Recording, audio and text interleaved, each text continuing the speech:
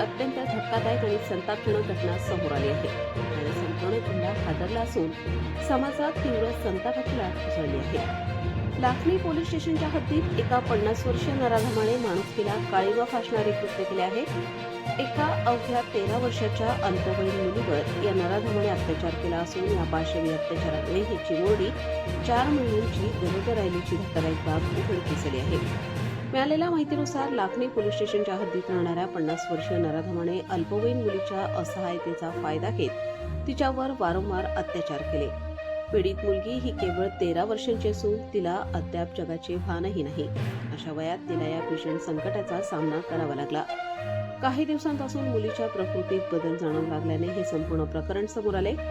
वैद्यकीय तपासणीनंतर ती 4 महिन्यांची गरोदर असल्याचे समजताच कुटुंबियांच्या पायाखालची जमीनच सरकली।